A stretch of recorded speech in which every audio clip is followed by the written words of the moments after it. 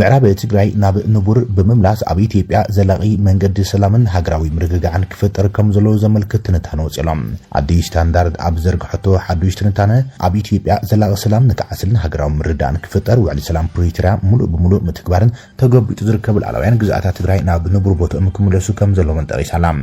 ነቲ ስፍሕ ዝበለ ትንታነ ዘቕረበ ካብ ምዕራብ ትግራይ ዝመዛበልን ንጡፍ ኣባል ጽላል ማሕበረሰብ ምዕራብ ትግራይን ዝኾነም ገብረ ሚካኤል ነጋሽም ኣብ ሕዳር 2022 ቋጽራ አውሮፓውያን ዝተፈተመ ስምምዕነት ሰላም ፕሪቶሪያ ኢትዮጵያ ኣብ ትግራይ ዘካየደቶ ዕናዊ ኩናት ንምውዳእ ነጥብ መቐይሮ ምዃኑ ብሰፊሑ ይናኣድ ከም ዝነበረ ዝኻኺሮም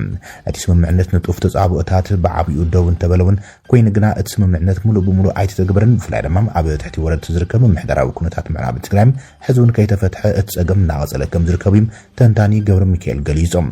ወረዳታት ወልቃይት ቃፍታ ሕሞራ ጸገዴ ኣብ ትሕቲ ወረድ ሓይልታት ኣምሓራን ፌደራልን ሕዝውን ይቕጽሉ ከም ዘለዉ ዝገለጸም እቲ ተንታኒ በኣንጻሩ ሚልዮናት ተመዛበልቲ ህዝብን ካብ ቤቶምን መገዛ ዓዶምን ተሰጊጎም ክሳብ ሕዚ ኣብ ሓሰር መክራም ከም ዝርከቡ ገሊጸሎም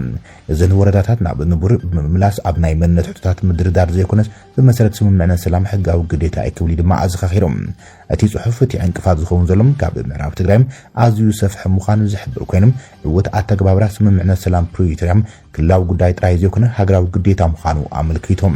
እቲ ስምምዕነት ዘይምትግባር ፖለቲካዊ ዘይምትማን كعمو زقبرن عبد كندي بسلام نابوت هدرا وفتح المتلاش الدفافم نرجعت كرنا أفريقيا كهو زخل تخولو كم زلون تنتان قبل مكيلة أنكيهم أتي صحف إثيوبيا قدام نتات بنصر كتقمت كم زلوا زسمر اللخينم مسلما إثيوبيا قدم كدادم زمن معنا سلام برويترا تكبروا كبرم بموز علما بوليتيكاوي در كايدو كم زلوميو أغميت زلم أبو قداي مرابة تقراي تزاميدو كابو بوغان تقراي تنكرات زبهالو قوامات سمع زلو كينم بوغان منجس فيدرال دمام هو حاتي خون تديف نابو مراب تقراي كم زياتم انتو خنقنا اتي أبو مرابة تقراي زلو زي حقام من محداركن كفرس كم زخل انت مزابلتي نابو بوتو أم كملوسو بمقبار نايب عالم من محدار طابياتاتن ورداتاتن بعالم نكمرسو توسينو كم زلو زملكت منيستر لمعات موسنن قولا ما كبابيتاتن دكتور أبرهام بلاي كم زقلت سمزبزابنا يذكريم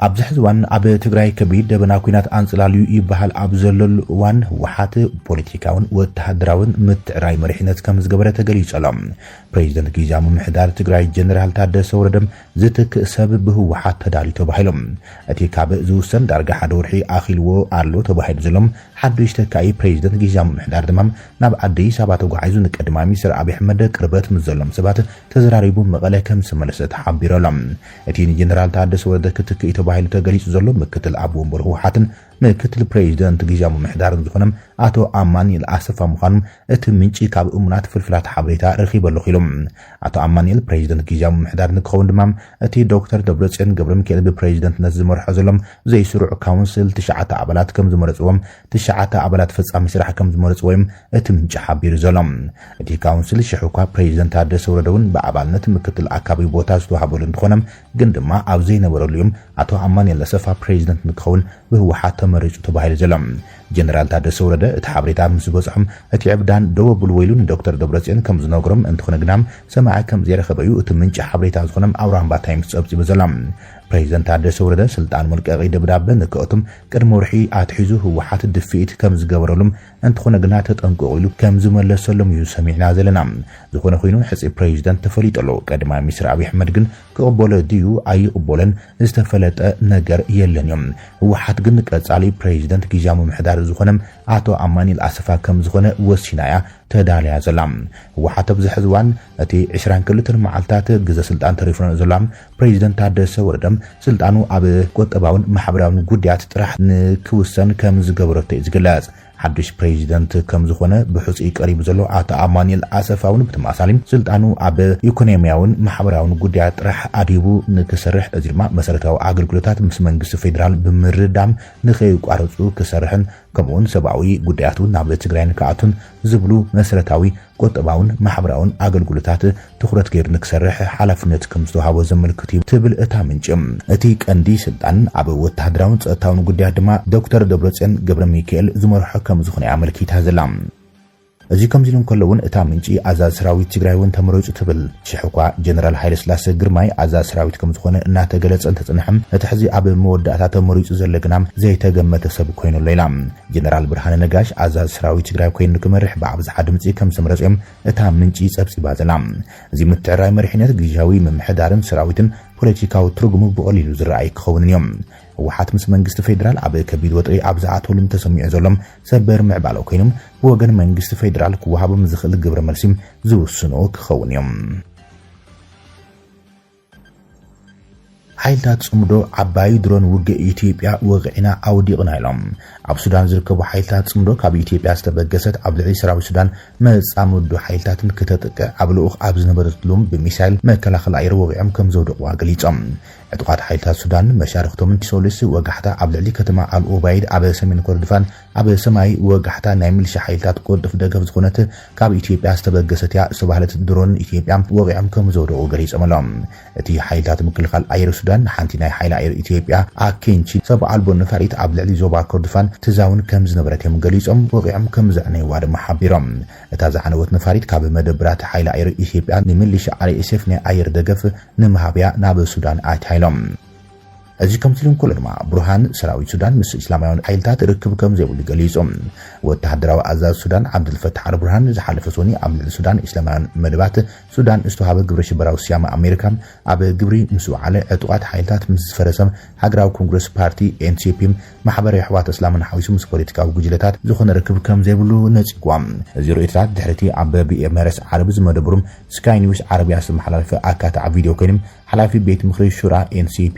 ነበር ዑስማን መሐመድ ዮሱፍ ከቢር ዝሓዘዮም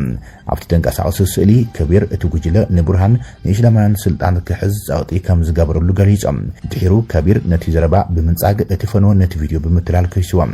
ጀነራል አልብርሃን ኣብ ግዝኣት ሩባ ኣባይ ኣብ ዝተኻየደ ናይ ሮማዳን ኢፍጣር ኣብ ዝሃበ መግለጺ ነቲ ወተሃደራዊ ሓይሊ ካብ ፖለቲካዊ ምትእሳር ንምርሓቕ ፈቲኖም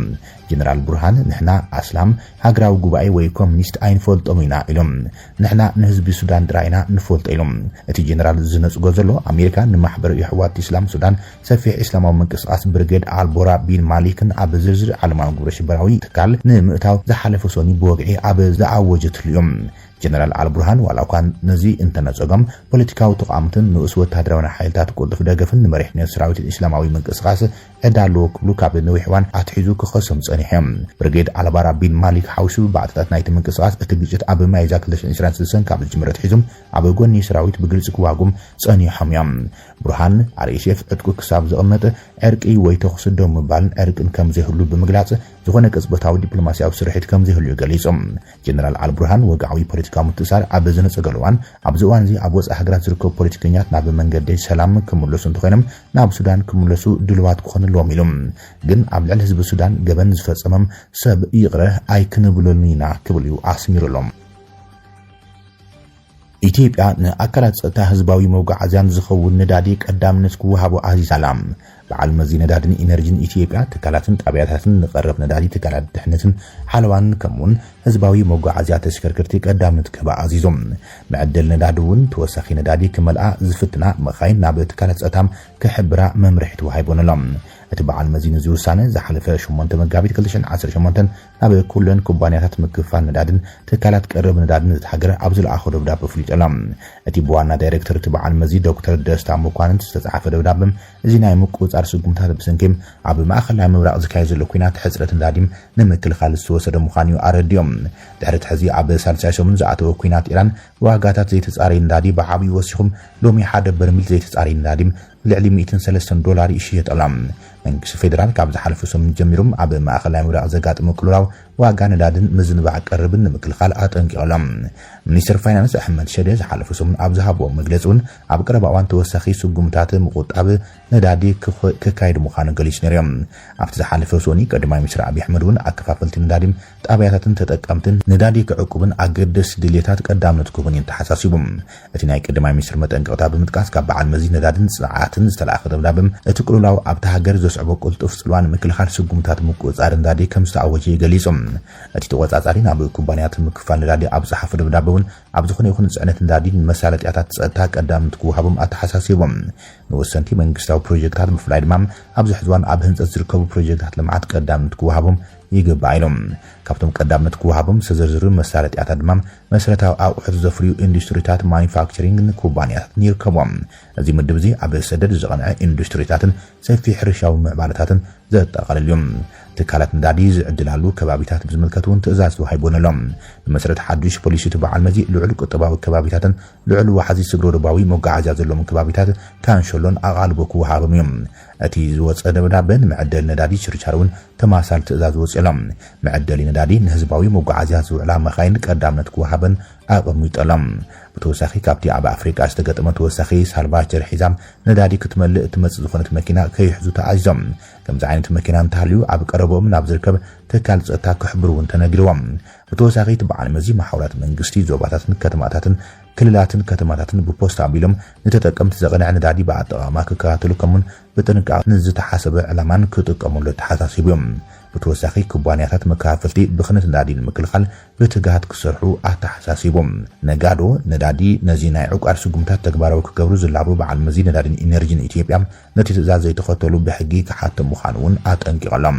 ብስንኪ ምቁራጽ ቀረብ ነዳዲን ብስንኪ ኩናት ኢራን ዝፈጥሮ ዕንወት መሰረተ ልምዓት ነዳዲን ስጉምታት ምቁጣብ ነዳዲ ዝወሰደት ሃገር ኢትዮጵያ ጥራይ ኮነትን ብኢራን ዝተዓጽወ መጻብ ሆርሙዝ ነዳዲ ዘእትዎ ሃገራት ኤሽያ ካብ ምድራት ምንቅስቓስ ናይ ውልቀ መኻይን ክሳብ ምንካይ መዓልታዊ ስራሕ ዝበጽሑ ውሳነታትን ኣውፅኦም ዘለዎም ሓላፊ ፀረ ሽበራ ኣሜሪካ ንኩናት ኢራን ብምቋም ካብ መዝነቱ ከም ዝወረደ ኣፍሊጦም ዳይሬክተር ማዕከል ሃገራዊ ፀረ ሽበራ ኣሜሪካ ነቲ ምስ ኢራን ዝግበር ዘሎ ኩናት ከም ዘይደግፎ ብምግላጽ ብፍቃዱ ካብ ስልጣኑ ከም ዝወረደ ኣፍሊጦም ብቁኑዕ ሕልና ነዚ ምስ ኢራን ዝቕጽል ዘሎ ኩናት ክድግፉ ኣይክልን እየ ክብልም ጆ ኬንት ኣብ ማሕበራዊ መራኸቢታት መግለጺ ሂብ ዘሎም ኣብቲ ንሓለቑ ፕሬዚደንት ዶናልድ ትራምፕ ዝጻሓፎ ናይ ስንብታ ደብዳቤም ኢራን ንሃገርና ህፁፅ ስጋት ኣይኮነትን እዚ ኩናት እዚ ብጸቕጢ ናይ እስራኤል ኣብ ኣሜሪካ ዘለዋ ጎስጎስትን ወይ ድማ ሎቢስትን ዝጀምርናዩ ክብሉን እቲ ኣብ ዝሓለፈ ወርሒ ሐምለ ብትራምፕ ዝተመዘዘ ሓላፊ ከሲሶም እቲ ኣብ 2016 2020 ከምኡን 2024 ዝጎስጎስ ካሉን ኣብ ቀዳማይ እብረ ስልጣን ዝወሰንካይን ክብርታትን ፖሊስታትን ወጻኒ ዝድግፍ ኢልዎም ክሳብ ሰነ 2025 ኣብ ማእኸላይ ምብራቕ ዝውላዕ ኩናት ክቡር ህይወት ሓርበኛት ኣሜሪካን ዝተጸንቀቐ ሃብትን ብልጽግናን ሃገርናን ዘኸስር ምዃኑ ኢኻ ትርዳእ ነይሩ ካይልዎም ን11 ግዜ ኣብ ውግእ ከም ዝሳተፈም ገዲም ወተሃደር ከምኡን ወርቃዊ ኮኸብ ናይታ ኣብቲ ብእስራኤል ዝተፈብረኸ ኩናት ዝተሰውአት ፍቕርቲ በዓልቲ ቤቱ ሻነን ወርቃዊ ኮኸብ ኒሻን ዝተረከበ ሰብኣይ መጠን ዝቕጽል ወለዶ ናብቲ ንህዝቢ ኣሜሪካ ረብሓ ዘይብሉም ምስ ዋጋ ህይወት ኣሜሪካውያን ዘይዳርግን ኩናት ከይዶም ክዋጉኡን ክሞቱን ምስዳድ ክድግፎ ኣይክልን እየ ክብል ተቃውምኡ ብንጹር ንፕሬዚደንት ትራምፕ ኣስፊሩሎም እስራኤል ንመራሕቲ ኢራን ምህዳን ክትቕጽል ምዃና ተሓንያ ሚኒስትር ምክልኻል እስራኤል ካትዝ ኣብ ዘውፅኦ መግለጺ እቲ ሰራዊት ንመራሕቲ ኢራን ዝገብሮ ዘሎ ዒላማ ክቕጽል ብቀዳማይ ሚኒስትር ቤንጃሚን ኔታንያሁ ከም ዝተኣዘዘ ገሊጾም እስራኤል ዝሓለፈ ምሽት ኣብ ዘካየደቶ መጥቃዕቲን ላዕለዋይ በዓል ስልጣን ጸጥታ ኢራን ዓሊ ላሪጃኒ ከም ዝቐንጸለቶን ገሊጻላ ማዕከና ዜና እስራኤል እቲ በዓል ስልጣን ምስ ወዱ ተሓቢኡሉ ኣብ ዝነበረ ኣፓርታማም ከም ዝተቐተለ ሓቢረን ወተሃደራዊ ሓይሊ እስራኤል እውን ኣዛዚ ምልሻ ባሲጅ ኢራን ዝኾነ ጎላም ራዛ ሱሌማኒ ከም ዝቐተሎ ገሊጾም ሚኒስትር ምክልኻል ሃገር ኣብ ዘውፅኦ መግለጺ እቲ ኣዛዚ ን6 ዓመታት መስኮር እስላማዊ ሓለዋ ስብራ ኢራን ዝተኣሳሰረ ምልሻ መሪሑ ከም ዝነበረ ገሊጾም እቲ ዝመርሖ ዝነበረ ምልሻ ኣብ ወርሒ ታሕሳስ ኣብ ልዕሊ ፀረ መንግስቲ ተቋማት ኣብ ዝኻየደ ጨፍጫፍ ዝተሳተፈ ኮይኖም ብኣሽሓት ዝቑጸር ሰባት ዝቐተለ ኢልዎም ሚኒስትር ምክልኻል እስራኤል ካትዝ እቲ ቀዳማይ ሚኒስትር ቅትለት ላዕለዋይ በዓል ስልጣን ጸጥታ ኢራን ኣብ ዘፍለጠሉ መግለጺ ኣነን ቀዳማይ ሚኒስትርን ሰራዊት ምክልኻል እስራኤል ንመራሕቲ ግብረ ሽበራዊ ጨቋን ስርዓት ኢራን ዝገብርዎ ዘሎም ዒላማ ናይ ምግባር ስጉምታት ተጠናኺሮም ንክቕጽሉ ኣዚዝና ኢልና ኢሎም ፕሬዚደንት ኣሜሪካ ብዛዕባ ሰፊሕ ምዝዋር መራሕቲ ኢራን ክዛረብ ጸኒሖም ምዝዋር መራሕቲ ከም ዝቐጸለ ክንሕብሮም ኢና ምኽንያቱ ክልተ ካብቶም ሰረፍ ላዕለዎት መራሕቲ ስለ ዝተቐተሉ ኢሎም ዋላ እኳ እስራኤል እንተገለጸት ላሪጃኒ ሱሌማኒ ከም ዝተቐተሉም ብኢራን ክሳብ ሙስዮት ኣይተረጋገጸን ጸኒሖም ኣማስዮም ዝወፁ ዜናታት ከም ዘመላኽትዎ ግን እቲ ላዕለዋይ ሓላፊ ጸጥታ ኢራን ብእስራኤል ከም ዝተቐተለ መረጋገጽ ወጽሎም